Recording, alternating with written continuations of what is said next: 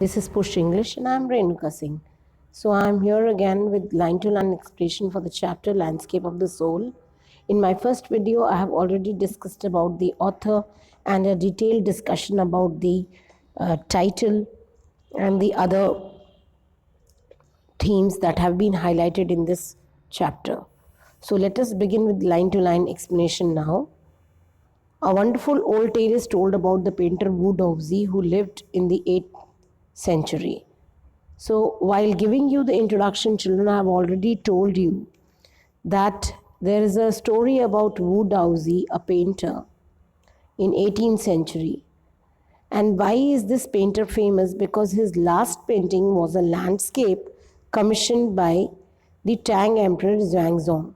तो ये जो टैंग एम्परर थे ज़ैंगज़ोंग, इन्होंने इस पेंटर वू डाउजी को कहा कि आप एक लैंडस्केप बनाइए ताकि मैं अपना पैलेस वॉल जो है वो डेकोरेट कर सकूं। मास्टर को भी लगा, यानी पेंटर को लगा कि मैं एक सरप्राइज़ देता हूं अपने एम्परर को। उन्होंने जैसे ही काम कंप्लीट कर लिया, वो एक स्क्रीन के पीछे उन्होंने अपना काम छुपा दिया। So only the emperor would see it, ताकि और कोई ना देखे, सबसे पहले एम्परर ही उसे देखें। बड़े लंबे समय तक तो एम्परर ने बहुत देर तक एडमायर किया उस पूरे लैंडस्केप पेंटिंग को, वहाँ की वंडरफुल सीन, जो फॉरेस्ट थे, जो ऊंचे पहाड़ थे, वाटरफॉल्स थे, झरने, क्लाउड्स यानी बादल, और एक इमेंस स्काई यानी इनफाइनाइट स्काई। कुछ लोग जो है वो हिली पाथ्स पर, पहाड़ी रास्तों पर चल रहे थे, कुछ पक्षी जो है वो उड़ान भर रहे थे। ये सारी चीज़ें देखने के बाद पेंटर ने कहा, लुक सर, आप ये यहाँ पर इस पेंटिंग में एक गुफा देख रहे हैं, एक केव देख रहे हैं, माउंटेन के बिल्कुल फुट पे, वहाँ पर ना एक आत्मा रहती है। और पेंटर ने ऐसा कहते हुए अपने हाथ जैसे ही क्लैप किए, उस केव का एंट्रेंस खुल गया। उन्होंने कहा, सर अंदर और बहुत खूबसूरत है, तो चलिए केव में चला जाए, और मैं वर्ड्स में एक्सप्रेस नहीं कर सकता, आपको अंदर चलना पड़ेगा। तो चलिए मैं चलता हूँ, मेरे पीछे पीछे आप आइए, please let me show your majesty the way, मैं रास्ता दिखाता हूँ आपको। पेंटर ने जैसे ही एंटर किया केव, एंट्रेंस जो है उनके पीछे बंद हो गया, और एम्परर जा भी नहीं पाए थे अंदर। वो अभी कुछ समझ ही नहीं पाए कि ये हुआ क्या। He was so astonished, astonished का मतलब सरप्राइज्ड, अमेज्ड, शॉक्ड भी कह सकते हो। तो वो कुछ कह ही नहीं पाए, ना बोल पाए, ना हिल डुल पाए, और थोड़ी ही देर में पेंटिंग वहाँ से वैनिश हो गई। और उसके बाद से वू डाउजी, ना कोई वू डाउजी का पता चला। Wu Daozi's brush was not a trace of Wu Daozi's brush was left. इसका मतलब ये कि वू डाउजी के जो उसकी ब्रश थी जिससे वो पेंटिंग करता है, यानी उसकी पेंटिंग का एक छोटा सा हिस्सा भी वहाँ नहीं बचा, सबका सब गायब। और उसके बाद से उस आर्टिस्ट को कभी नहीं देखा गया इस वर्ल्ड में, यानी वो गायब ही हो गया। तो ये कुछ स्टोरीज ऐसी हैं चाइना के क्लासिकल एजुकेशन की, कन्फ्यूशियस और ज़ैंगजी की बुक्स की तरह। इनमें भी कहानियाँ भरी हुई हैं, इस पेंटिंग में भी एक स्टोरी होती है, और किस तरीके से कन्फ्यूशियस की किताबें उनके डिसाइपल्स को मास्टर करने के लिए इन द राइट डायरेक्शन ये हेल्प करती हैं सारी स्टोरीज। तो इन एनेक्डोट्स के अलावा, एनेक्डोट मतलब और शॉर्ट इंटरेस्टिंग स्टोरी, ठीक है ना, शॉर्ट इंटरेस्टिंग स्टोरी, तो they are deeply revealing of the spirit in the in which art was considered. तो यहाँ पर चाइनीज़ आर्ट जो होते हैं ये एक्चुअली एक स्टोरी टेलिंग एक तरीके से होती है। तो अब ऐसी ही एक कहानी का कंट्रास्ट, इस कहानी का एक दूसरा कंट्रास्ट है एक फेमस पेंटर की कहानी, जो हम अब सुनेंगे या पढ़ेंगे। तो ये एक पेंटर थे, वो अपनी पेंटिंग में कभी भी ड्रैगन की आई को ड्रॉ नहीं करते थे, यानी ड्रैगन बनाने का उन्हें बड़ा शौक था, लेकिन वो आँख नहीं बनाते थे इस डर से कि कहीं ये ड्रैगन जो है ये उड़ न जाए पेंटिंग में, आँख आते ही इसको दिखने लगेगा and he will fly out of the painting. ये स्टोरी है फ्लैंडर्स की। फ्लैंडर्स एक जगह है बेल्जियम में जहाँ फ्रेंच बोला जाता है, ठीक है, वहाँ की लैंग्वेज जो है वो फ्रेंच है।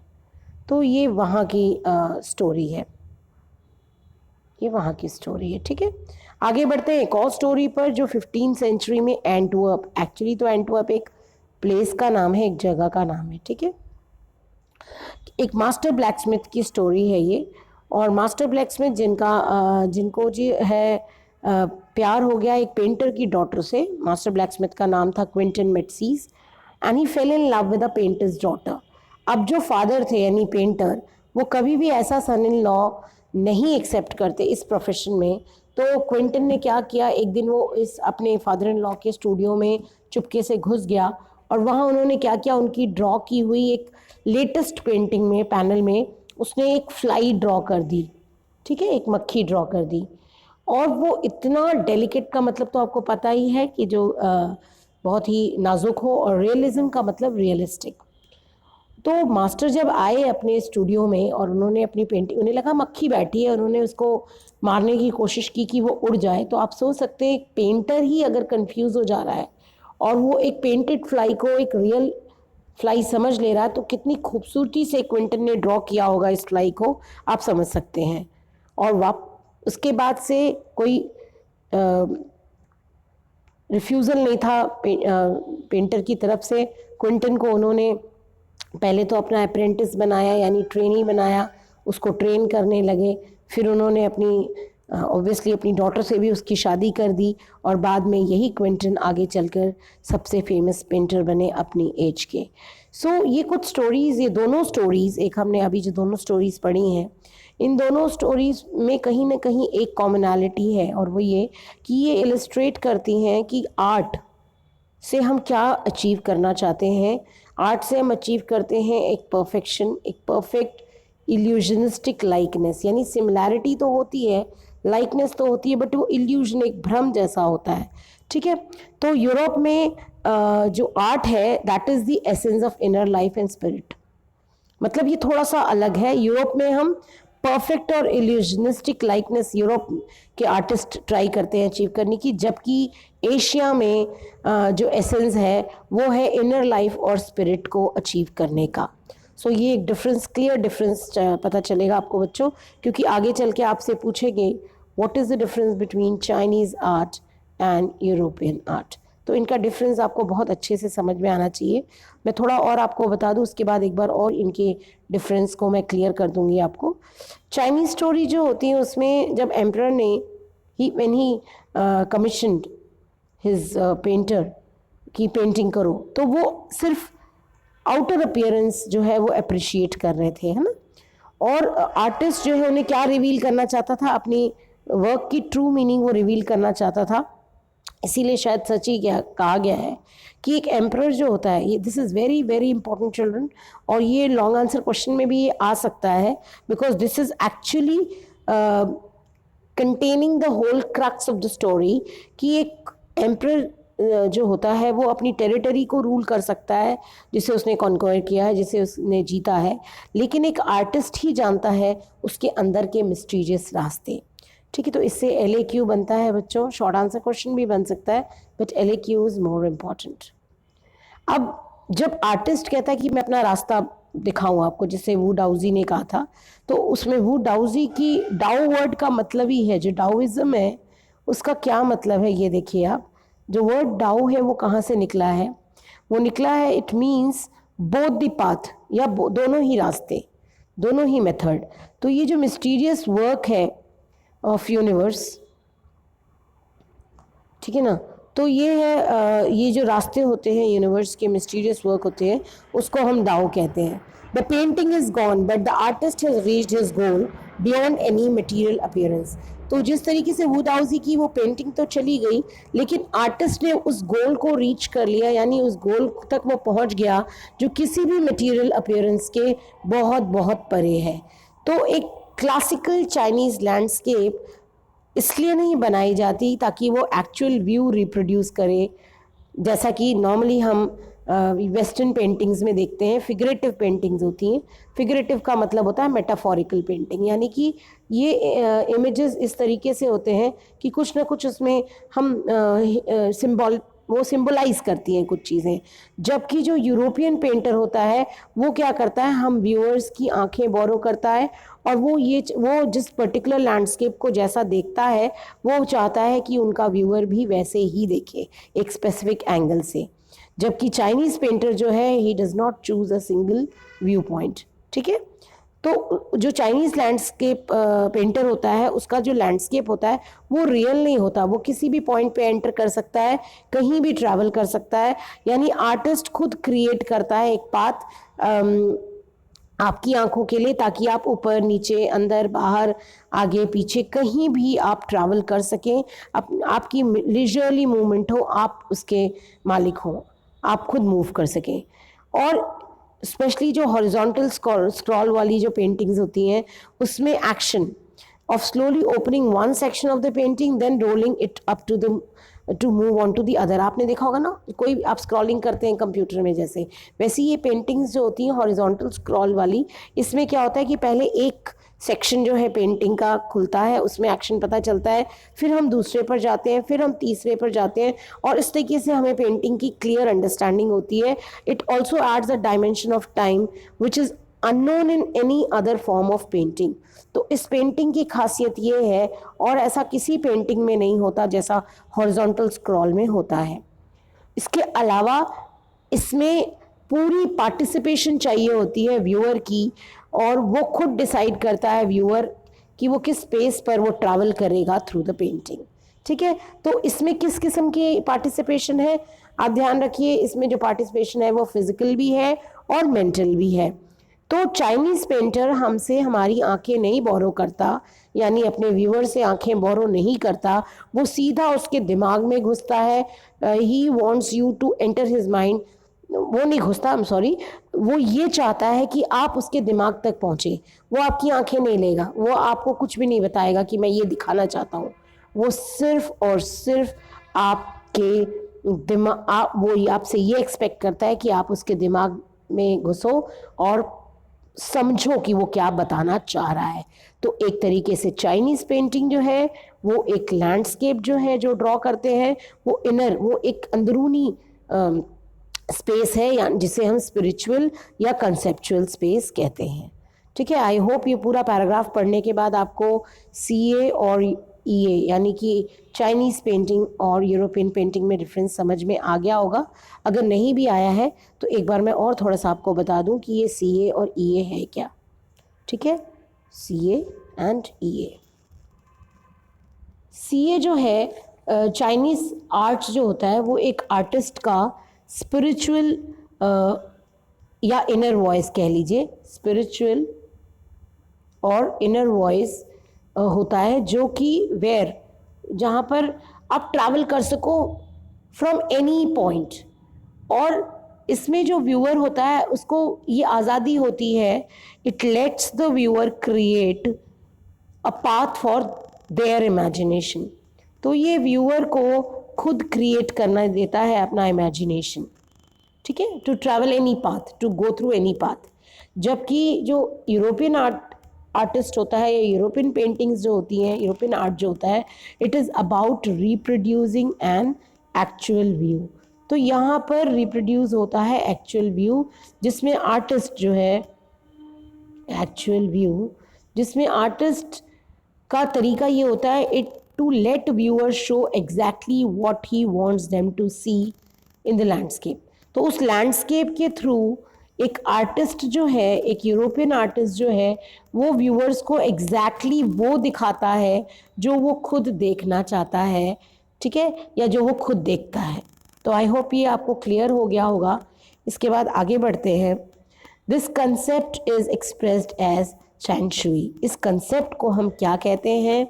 इसको कहते हैं शेंशुई, यानी ये जो अभी अभी हमने बात की कंसेप्चुअल स्पेस की, तो अब मैं थोड़ा सा आपका और टाइम लूँगी और इसमें शेंशुई का मतलब बता दूँ, जिसका लिटरल मीनिंग तो बहुत आसान है, माउंटेन वाटर, यानी पहाड़ों का पानी।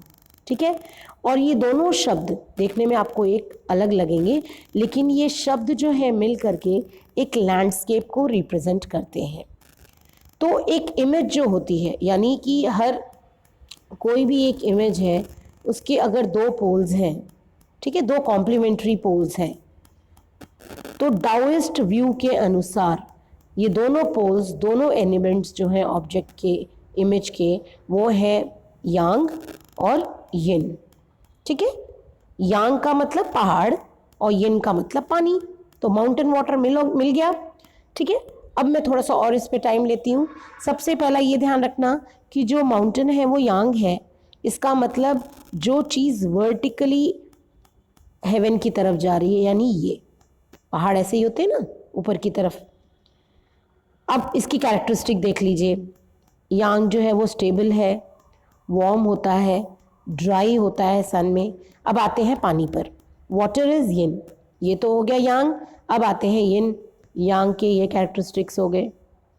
अब यिन के कैरेक्टरिस्टिक पे आते हैं, तो यिन जो होता है वो हॉरिजॉन्टल होता है, तो पानी ऐसे ही रहता है ना, पानी ज़मीन को ऐसे छूता हुआ ऐसे बहता है, हॉरिजॉन्टल होता है, इट रेस्ट ऑन अर्थ, ये भी सही है।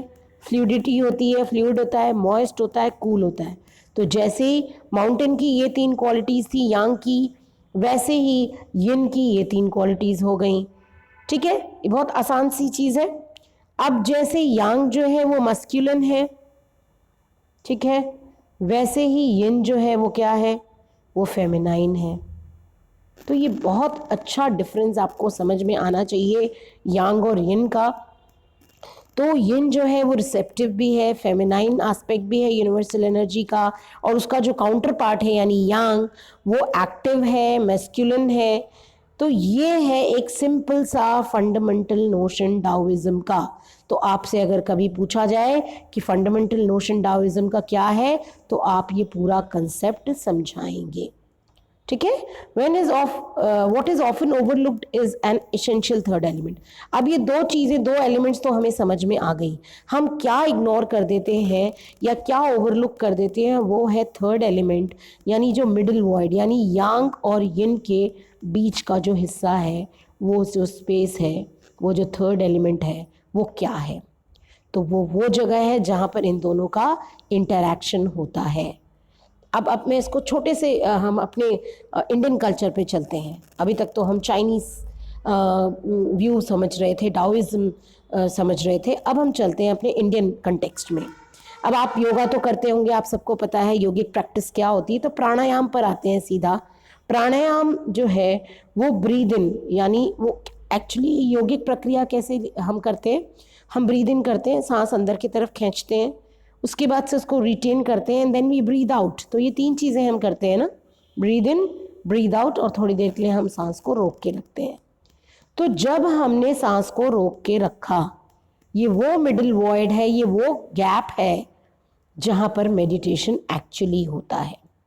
तो ये मिडिल वॉइड बहुत ज़रूरी है, इसके बिना कुछ भी नहीं हो सकता। ठीक है ना, अगर यांग इम्पॉर्टेंट है, यिन इम्पॉर्टेंट है, तो मिडिल वॉइड इम्पॉर्टेंट है। उसी तरीके से अगर ब्रीदिंग इन इम्पॉर्टेंट है, ब्रीदिंग आउट इम्पॉर्टेंट है, तो वो जो सस्पेंशन है थोड़ी देर का, वो वॉइड जो है मिडिल वॉइड, वो इम्पॉर्टेंट है। तो यहाँ पर ये बात क्यों की गई यिन यांग और इस प्राणायाम की, ताकि आपको चाइनीज़ लैंडस्केप में जो एक अनपेंटेड स्पेस होता है, वाइट स्पेस, भाई एक पेंटिंग है, ठीक है, पहाड़ बनाया आपने नदी बनाई, आपने पेड़ बनाए, आपने चिड़िया बनाई, आपने इंसान बनाए पाथ पे चलते हुए, ठीक है, आपने इंसान बना लिए। अब इस पूरी पेंटिंग में कहीं ना कहीं खाली जगह भी होगी, that white space is there, that unpainted space is there, जहाँ कोई ब्रश नहीं लगा, कोई पेंटिंग नहीं हुई। उस अनपेंटेड स्पेस की क्या इम्पोर्टेंस होती है, वही इम्पोर्टेंस एक मिडिल वॉइड की है। ठीक है, तो ये वो जगह भी है, यानी ये मिडिल वॉइड, जहाँ पर इंसान उसका रोल शुरू होता है। कैसे रोल शुरू होता है, जैसे जैसे मैंने बताया, यांग जो क्या है वो माउंटेन है, वो हेवन है। उसी तरीके से यिन क्या है, वो वाटर है, अर्थ है। तो अगर हम बात करें यांग और यिन की, अगर हम बात करें माउंटेन और वाटर की, अगर हम बात करें हेवन और अर्थ की, मुझे लगता है ये सारी एक ही चीज़ें हैं। ठीक है, आई होप आपको एक पॉइंट पे ही समझ में आ रहा है कि जो यांग है वही माउंटेन है, वही हेवन है, और जो ये यिन है वही वाटर है, वही अर्थ है। तो अब इंसान का रोल कहाँ से शुरू होता है, वो वहाँ इम्पॉर्टेंट हो जाता है, क्योंकि वो एक कंड्यूट, एक मीडियम बनता है, एक स्रोत बनता है, एक माध्यम बनता है कम्युनिकेशन का, दोनों पोल्स के बीच में, दोनों यूनिवर्स के जो ये दोनों पोल्स हैं, इनके बीच में conduit of communication is played by man. तो इंसान की प्रेजेंस बहुत ज़रूरी है, ठीक है ना. If it is only suggested far for being lost और oppressed by the lofty peaks, he is in Francois Cheng's wonderful expression the eye of the landscape. यानी अगर हम फ्रेंकोइस चेंग की बातों पर ध्यान दें, उनके उस शब्दों को ध्यान दें, तो उनका ये मानना है कि वो इंसान खोएगा नहीं, या उन लॉफ्टी पीक्स में, उन ऊंचे ऊंचे पहाड़ों में ऑप्रेस नहीं हो जाएगा, क्योंकि उस पूरे लैंडस्केप में इंसान एक आँख का काम करता है. He is like an eye of the landscape. तो ये था excerpt landscape of the soul से, ethics and spirituality in Chinese paintings, थोड़ा सा एडिट करके आपको दिया गया है. तो आई बिलीव यहाँ तक हम इसको रखते हैं इस वीडियो को, और मैं अपने थर्ड वीडियो में, बिकॉज़ ये थोड़ा लंबा जा रहा है चैप्टर, तो इसलिए थर्ड वीडियो में मैं आपको आपका ये बाकी का चैप्टर जो है ये एक्सप्लेन करूँगी. सो थोड़ा सा डिफरेंट है स्टोरी बच्चों. अब तक हम सिर्फ कहानियाँ पढ़ते रहे, ये थोड़ा सा हट करके है. It's a chapter on painting art. We are talking about some stories, some anecdotes. तो आई होप आपको समझ में आया होगा. If at all any doubt is there, please drop in a message in your box, and I'll try to clarify your doubts. So God bless you, Vichas, and keep watching my videos for better understanding. Bye bye.